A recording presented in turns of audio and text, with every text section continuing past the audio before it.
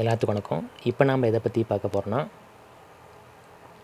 Case ரெகுலேட்டரை இந்த பைப்லேருந்து எப்படி ரிமூவ் பண்ணலாம் சொல்லிட்டு தான் பார்க்க போகிறோம். வாங்க பார்க்கலாம்.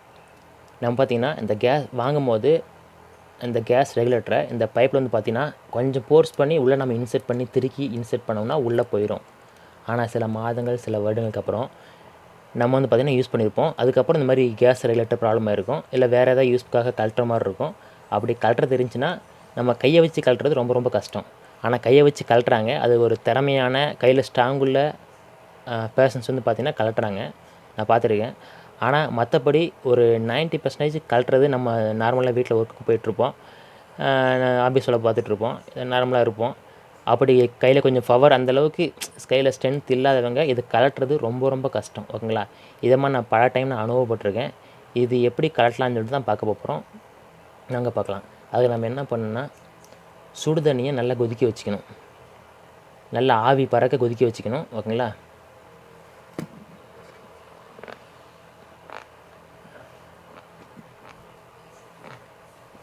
கையில் பற்றக்கூடாது. கேஸ் ரெகுலேட்டரை இதுக்குள்ளே வச்சுக்கணும். அப்படி இந்த இடத்துல இந்த கேஸ் ரெகுலேட்டரும் இந்த பைப்பும் ஜாயிண்ட் ஆகுது பார்த்தீங்களா, இந்த இடத்துல ஊற்றிக்கிட்டே இருக்கணும்.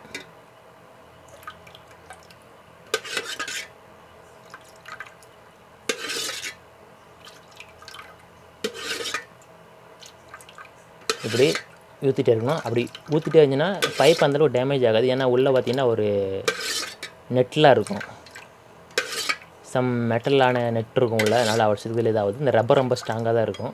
ஓகேங்களா? இது அவ்வளோ பெரிய சிலிண்டர் இருக்கிற ப்ரெஷரை தாங்குற அளவு தான் இந்த பைப் டியூப் வந்து பார்த்திங்கன்னா டியூப் தயாரிச்சிருப்பாங்க. ஸோ எந்த பிரச்சனையும் இல்லை, நீங்கள் தைரியமாக அப்படி ஊற்றலாம்.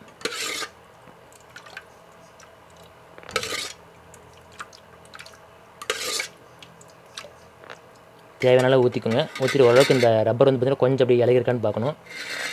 திருக்கி பாருங்கள், வருதான்னு பாருங்கள். வரல அப்படின்னா கொஞ்சம் லைட்டாக வருது, இன்னும் கொஞ்சம் ஊற்றுவோம். நான் சின்ன கண்டே எடுத்துருக்கேன், நீங்கள் கொஞ்சம் பெரிய கண்டே எடுத்துக்கோங்க. அதே நேரத்தில் பார்த்தீங்கன்னா பக்கத்தில் ஒரு ஜில் தண்ணியை வச்சுக்கோங்க. ஜில் தண்ணினா கொஞ்சம் நார்மல் வாட்டர், ஆர்டினரி வாட்டர். இது ஹாட் வாட்ரு, கொதிக்க கொதிக்க ஹாட் வாட்ரு. பக்கத்தில் நார்மல் வாட்டர் வச்சுக்கோங்க. சரிங்களா? ஓகே, ஊற்றிட்டு திரும்பியும் திருக்கி பாருங்கள். ஓகே, கொஞ்சம் வருது, கொஞ்சம் சிரமமாக தான் இருக்குது. கொஞ்சம் ஊற்றுவோம். தைரியமாக ஊற்றுங்க, ஒன்றும் பிரச்சனை ஓகேங்களா?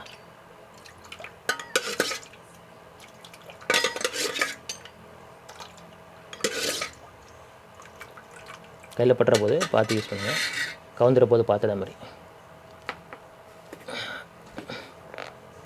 ஓகேங்க, ஓகே. இது வந்து கழட்டியாச்சுங்க.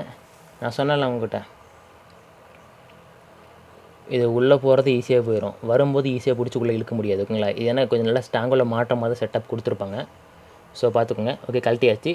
இப்போ வந்து பார்த்தீங்கன்னா திருப்பி இதே வேறு ரெகுலேட்டர் வேறு புதுசாக வாங்கியிருப்பீங்களா, அந்த ரெகுலேட்டர் எடுத்துக்கோங்க. நான் சும்மா இதே போட்டு காட்டுறேன். ஓகேங்களா?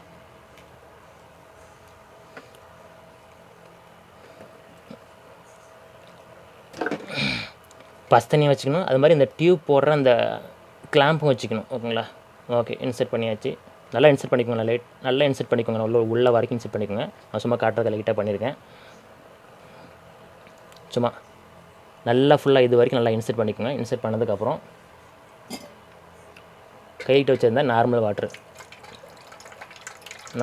ஊற்றுங்க. ஓகே, நார்மல் வாட்டர் ஊற்றுனீங்கன்னா இந்த இலகுனது கொஞ்சம் அப்படியே கொஞ்சம் இறுகிக்கும். ஓகேங்களா? இறுகிக்கும். மேக்ஸிமம் பார்த்தீங்கன்னா இதுவே போதுமானது.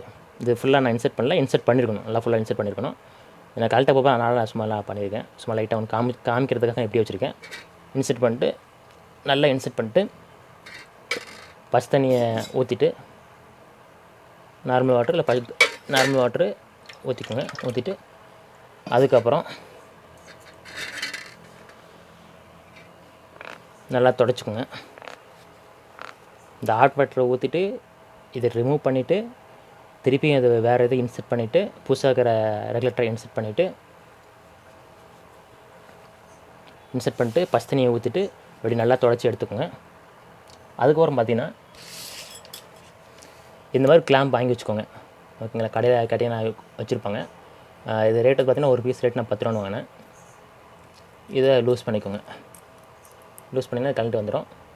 நம்ம எந்த இடத்துல மாட்டணுமோ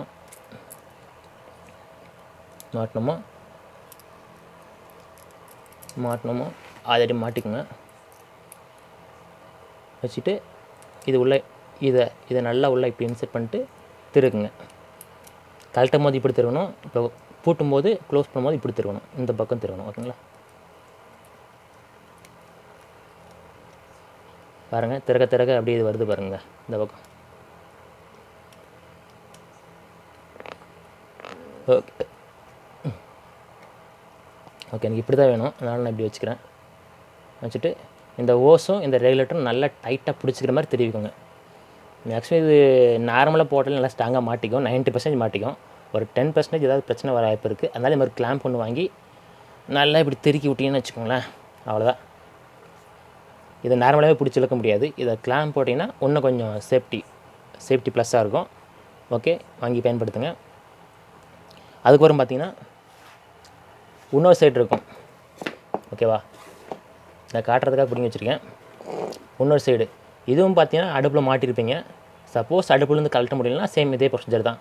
சுடு தண்ணி ஊற்றுனீங்கன்னா இதுவாகிக்கும். ரிலீஸ் பண்ணிவிட்டு அதுக்கப்புறம் தொடச்சிட்டு வேறு டியூப் இன்செர்ட் பண்ணிட்டு அதுக்கப்புறம் நம்ம கிளாம்ப் மாட்டிடுங்க. ஓகேங்களா? கிளாம்ப் மாட்டிட்டிங்கன்னா ஓகே. நன்றி, வணக்கம்.